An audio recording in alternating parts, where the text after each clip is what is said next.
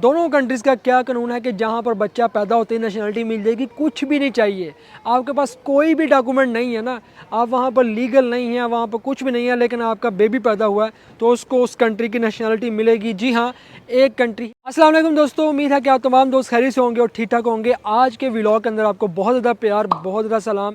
आज का जो हमारा टॉपिक है, इस टॉपिक के ऊपर बात करने से पहले भाई एक गुड न्यूज़ है। गुड न्यूज़ ये है, बहुत से दोस्त जानते होंगे जो गुल्लू भाई के बारे में जानते हैं कि गुल्लू जो व्लॉग चैनल है, माशाल्लाह अल्लाह ताला ने उनको औलाद जैसी नेमत से नवाजा है। और एक बहुत बड़ी बात है यूरोप के अंदर, और यहाँ पर ये आज की इस वीडियो के अंदर ये टॉपिक है कि ऐसा कौन सा कंट्री है जिस कंट्री के अंदर अगर आप जाते हैं और आपका बेबी पैदा होता है तो आपके बेबी को पैदा होते ही नेशनैलिटी मिल जाती है। कौन सा ऐसा कंट्री है यूरोप के अंदर और ऑल ओवर द वर्ल्ड। आज हम इस टॉपिक ऊपर बात करने वाले हैं और आपको बताने वाले हैं कि कौन कौन से वो कंट्री हैं जहां जाके आप ये इतना बड़ा बेनिफिट ले सकते हैं अगर आप चाहते हैं तो। हर एक की अपनी मर्ज़ी है, हर एक का अपना माइंड होता है, हर एक की अपनी सोच होती है। बहुत से ऐसे लोग भी हैं जो सिर्फ अपने कंट्री के अंदर ही रहना पसंद करते हैं, अपने कंट्री के अंदर ही लिविंग करना पसंद करते हैं। वीडियो को लास्ट तक देखिएगा क्योंकि वीडियो को लास्ट तक आपको हर बात का पता चलने वाला है, हर बात आपको क्लियर होने वाली है और आखिर पर ही मज़ा आने वाला है। लेट्स स्टार्ट करते हैं आज का व्लॉग। तो दोस्तों सबसे पहले हम बात करने वाले हैं इटली की, कि इटली का क्या कानून है बच्चों के हवाले से। देखें, हाल ही में जैसे गुल्लू भाई के घर बेटा पैदा हुआ है माशाल्लाह, अब क्या इनके बेटे को पैदा होते ही नेशनलिटी मिल जाएगी जैसे कि एक दुनिया में है? क्या इसको नेशनलिटी मिल गई है? नहीं। यहाँ इटली के अंदर ये कानून है कि जब एक बच्चा पैदा होता है तो यहाँ अगर दोनों में से एक के पास, वालिदा या वालिद के पास नेशनलिटी है तो फिर उस बच्चे को नेशनलिटी मिल जाएगी। लेकिन अगर दोनों के पास नहीं है नेशनलिटी तो फिर ये कानून है कि यहाँ पर बच्चे को 5 साल तक स्टडी करनी पड़ेगी, उसके बाद फिर 18 साल के अंदर जाके बच्चे को नेशनलिटी मिल जाती है। या ये भी कंडीशन है कि 5 साल की स्टडी कंप्लीट करने के बाद भी बच्चे को नेशनलिटी मिल सकती है। ये है इटली का कानून।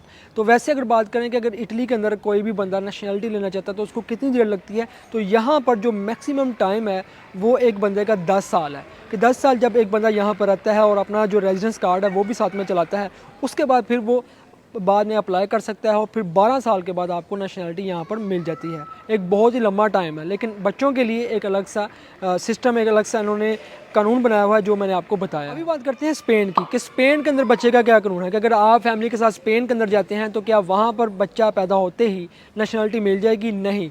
उसमें यह है कि स्पेनिश के अंदर, स्पेन के अंदर एक जो है पेरेंट वो स्पेनिश हो, यानी कि वो वहाँ का बॉर्न हो, या तो वालिदा या वालिद दोनों में से किसी एक के पास नेशनलिटी हो वहाँ की, देन ये है कि आपको स्पेनिश पासपोर्ट आपके बच्चे को पैदा होते ही मिल जाएगा। ये कानून है स्पेन का। और अगर जर्मनी की बात करें कि जर्मनी के अंदर अगर आप गए हैं तो वहाँ पर अगर आपका बेबी हो जाता है तो वहाँ पर क्या कानून है कि जर्मनी के अंदर अगर आप जाते हैं तो वहाँ पर आपके लिए ये कानून है कि कम से कम आपके पास 3 साल से रेजिडेंसी कार्ड हो वहाँ का और 8 साल से आप जर्मनी के अंदर रह रहे हों। देन जब आपका बेबी पैदा होगा उसके बाद उसको नेशनलिटी दे दी जाएगी, वो भी कुछ अरसे के बाद उसको नेशनलिटी मिल जाएगी। हमारा चौथा कंट्री है फ्रांस। के फ्रांस का क्या कानून है? फ्रांस के अंदर ये है या तो दोनों में से एक बंदा फ्रांस का नेशनल हो। जैसे कि हाल ही में मेरे दोस्त की वहाँ पर शादी हुई है फ्रेंच के साथ।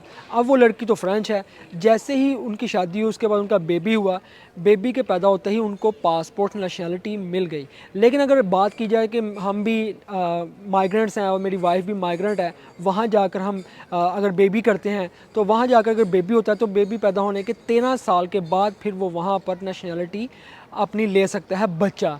तो ये है फ्रेंच का कानून। अभी हम बात करने वाले हैं लग्जमबर्ग की। लग्जमबर्ग एक ऐसा कंट्री है कि आपको क्या बताएं कि हर बंदे की ख्वाहिश है कि हम वहाँ पर चले जाएं। लग्जमबर्ग का ये कानून है कि या तो आप वहाँ के नेशनल हो, तो या आप वहाँ पर अगर नेशनल नहीं है तो अगर आपका बेबी वहाँ पर होता है तो उसके बाद 18 साल तक वो वहाँ पर स्टडी करेगा, वहाँ पर पढ़े लिखेगा, बड़ा होगा, फिर उसके बाद वो अपनी नेशनलिटी एक बच्चा ले सकता है। लेकिन पैदा होते ही लग्जमबर्ग के अंदर नेशनलिटी नहीं मिलती। मोस्ट फेवरेट कंट्री है इस वक्त यूके। यूके बहुत ही ज़बरदस्त कंट्री है और ऑल ओवर द वर्ल्ड लोग चाहते हैं कि हम यूके में चले जाएँ। अब यूके का क्या कानून है? यूके का ये कानून है कि दोनों में से एक के पास सिटीज़नशिप हो, और सेकंड चीज़ ये है कि जब आपके पास सिटीज़नशिप है और आपका बेबी वहाँ पर पैदा हुआ है, अगर तो वो यूके सिटीज़नशिप है तो उसको तो पासपोर्ट मिल जाएगा।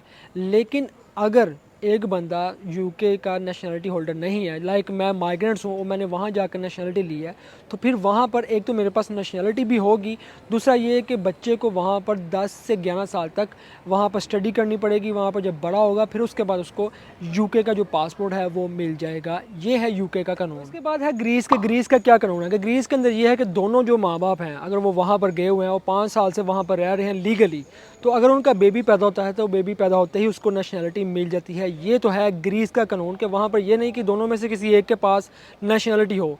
अगर दोनों ही वहाँ पर लोकल रह रहे हैं, वहाँ पर रेजिडेंसी कार्ड लेकर ही रह रहे हैं, तो वहाँ जब आपका बेबी पैदा होता है तो उसको ऑटोमेटिकली नेशनलिटी मिल जाती है।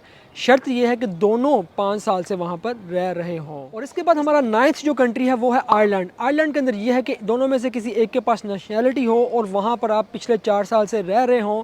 इसके बाद फिर ये है कि आपका जब बेबी पैदा होता है तो वहाँ पर आपको आपके बेबी को नेशनलिटी मिल जाती है। ये है आयरलैंड का कानून। और हमारे 10th नंबर के ऊपर है ऑस्ट्रेलिया। कि ऑस्ट्रेलिया जाना भी बहुत से लोगों का ड्रीम है। हर कुछ चाहता है कि हम ऑस्ट्रेलिया में जाएँ और वहाँ पर जाकर सेटल हो जाएँ। लेकिन क्या अगर आप विद फैमिली वहाँ पर जाते हैं और वहाँ जाकर आप बेबी करते हैं तो क्या आपको वहाँ पर नेशनलिटी मिल सकती है? तो दोस्तों, ऑस्ट्रेलिया के अंदर जो कानून है बाय बर्थ का, उसमें यह है दोनों में से किसी एक के पास वहाँ पर परमानेंट रेजिडेंसी हो और वहाँ पर जब आपका बेबी होता है, बेबी पैदा होने के 10 साल के बाद आपके बेबी को नेशनलिटी वहाँ पर दे दी जाती है। ये है ऑस्ट्रेलिया का कानून। एक बहुत ही स्ट्रिक्ट कानून है, लेकिन यह है कि वहाँ के रूल्स एंड रेगुलेशन को और समझने में, वहाँ के लोगों के मिलने जुलने के अंदर, मतलब मिक्सअप होने के अंदर बच्चे को 10 साल लग जाते हैं। ये उनकी थिंकिंग है कि 10 साल के बाद आपके बेबी को ऑस्ट्रेलियन पासपोर्ट दिया जाएगा। और इसके बाद हमारा 11वां कंट्री न्यूजीलैंड। बहुत ही ज़बरदस्त कंट्री है, अमेजिंग कंट्री है। इसका कानून भी सेम लाइक ऑस्ट्रेलिया की तरह है कि ऑस्ट्रेलिया के अंदर दोनों में से कोई एक बंदा वहाँ का नेशनल हो और उसके बाद जब आपका बेबी होता है और 10 साल के बाद फिर आपको वहाँ पर आपके बेबी को नेशनलिटी दे दी जाती है। सेम लाइक ऑस्ट्रेलिया की तरह ये कानून। और इसके बाद है हमारा 12वां कंट्री, जो कि सबसे ज़बरदस्त कंट्री है, जिसके ऊपर आज वीडियो बनाने का हमारा मेन टॉपिक था भाई, वो है पुर्तगाल। पूरे यूरोप के अंदर जितने 27 स्टेट हैं, इन स्टेट्स के अंदर वहाँ एक ऐसा कंट्री है पुर्तगाल के। अगर आप पुर्तगाल के अंदर जाते हैं मियाँ बीवी और वहाँ जाकर आपका बेबी होता है, कानून छोटा सा कानून है पुर्तगाल के अंदर कि अगर आप दोनों वहाँ पर गए हैं, वहाँ पर सर्वाइव कर रहे हैं मियाँ बीवी, और सिर्फ 1 साल हुआ वहाँ पर रहते हुए, नॉर्मल लाइफ वहाँ पर गुजारे हैं 1 साल की, कोई पासपोर्ट नहीं है आपके पास, रेजिडेंसी भी नहीं है, लेकिन अभी आप वहाँ पर डॉक्यूमेंटेशन को जमा करवाइए या वैसे आप गए हुए वहाँ पर 1 साल हो चुका है आपको, और आपका बेबी पैदा होता है वहाँ पर, आपके बेबी को पैदा होते ही नेशनलिटी मिल जाएगी। ये है वो यूरोप का कंट्री कि आपका बेबी पैदा हुआ नहीं और पासपोर्ट भाई उसके हाथ के अंदर। वह यूरोप के अंदर एक ऐसा अमेजिंग कंट्री है, वो है पुर्तगाल। कि पुर्तगाल का सबसे फास्ट ये सर्विस है अभी तक जो कानून है कि आपके बेबी को पैदा होते ही नेशनलिटी मिल जाती है। एट द एंड जो 2 कंट्रीज़ हैं जो बहुत ही ज़बरदस्त कंट्री हैं, टॉप कंट्री हैं, एक जो वेस्ट के अंदर सबसे टॉप के ऊपर कंट्री है, दूसरा जो एशिया के अंदर सबसे टॉप पर कंट्री है।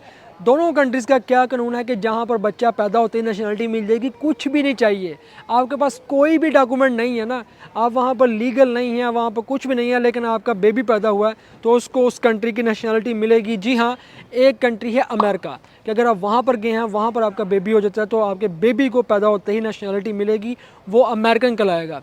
ये तो है वेस्ट साइड के ऊपर जो बड़े एरियाज़ हैं वहाँ पर ये कानून है।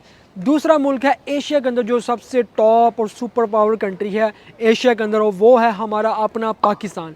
आप दुनिया के किसी भी मुल्क से हैं, अगर आप वहाँ पर पाकिस्तान के अंदर गए हुए हैं ट्रैवल करने के लिए, और अगर वहाँ पर आपका बेबी होता है तो बगैर पूछे आपके बेबी को वहाँ का पासपोर्ट मिलेगा पाकिस्तान का। और ये बहुत बड़ी फ़ख्र की एजाज़ की बात है कि पाकिस्तानी पासपोर्ट आपको, ये वो मुल्क है कि जो दूसरे मुल्कों की तरह कि ये भी वो मुल्क है कि जो आपको बगैर पूछे ही आप वहाँ पर टैक्स भी नहीं दे रहे, काम भी नहीं कर रहे, और आपके बेबी को वहाँ पर नेशनलिटी मिल जाती है। इट्स अमेजिंग, माइंड ब्लोइंग यार, हमारे मुल्क की क्या ही बात है। बहुत से लोग ये कहेंगे कि भाई हमारा मुल्क इतना मतलब नीचे है, डाउन है। भाई ऐसी कोई बात नहीं है, ये सिर्फ इंसान की सोच है कि सोच डाउन होती है, बाकी हमारा मुल्क डाउन नहीं है। मुल्क बहुत ज़बरदस्त है और दुनिया के मुकाबले में टॉप के ऊपर ये हमारा मुल्क है। सिर्फ लोगों की बात की जाती है, लोग अगर अच्छे नहीं हैं तो इसमें किसी का कसूर नहीं है, ये डिपेंड करता है उन लोगों के ऊपर कि कौन लोग हैं जो अपने मुल्क का फ़ायदा सोचते हैं और कौन लोग हैं जो अपने मुल्क का फ़ायदा नहीं सोचते। तो हमेशा एक बात याद रखें, आप दुनिया में कहीं भी चले जाएँ, कहीं भी चले जाएँ, दूध के धुल के आप आ जाएँ और आप सोने के बन के आ जाएँ, कोई भी मुल्क आपको एक्सेप्ट कभी भी नहीं करेगा। हमेशा आपकी जो इज़्ज़त है, आपका जो वक़ार है, वो आपके अपने मुल्क के अंदर ही होता है, चाहे आप किसी भी कंट्री से हैं।